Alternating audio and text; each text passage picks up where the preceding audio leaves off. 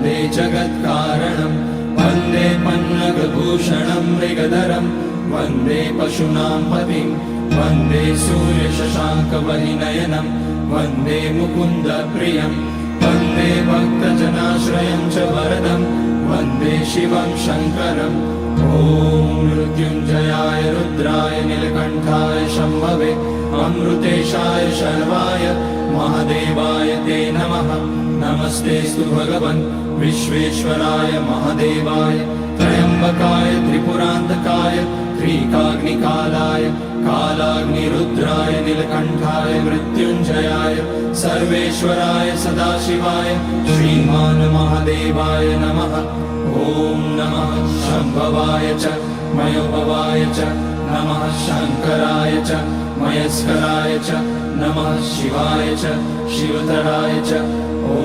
त्र्यम्बकं यजामहे सुगन्धिं पुष्टिवर्धनम् उर्वारुकमिव बन्धनान् मृत्योर्मुक्ष्यमामृतात् नागेन्द्रहाराय त्रिलोचनाय भस्माङ्गराय महेश्वराय नित्याय शुद्धाय दिगम्बराय तस्मै नकाराय नमः शिवाय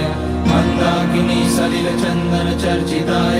नन्दीश्वर प्रमथनाथ महेश्वराय मन्दारपुष्य बहुपुष्य सुपूजिताय तस्मै मकाराय नमः शिवाय शिवाय गौरीवदनाब्जवृन्द सूर्याय रक्षाध्वरनाशकाय श्रीनीलकण्ठाय वृषध्वजाय तस्मै शिकाराय नमः शिवाय वसिष्ठकुम्भोद्भगौतमार्य मुनीन्द्रदेवार्चितशेखराय चन्द्रार्कवैश्वानरलोचनाय तस्मै वकाराय नमः शिवाय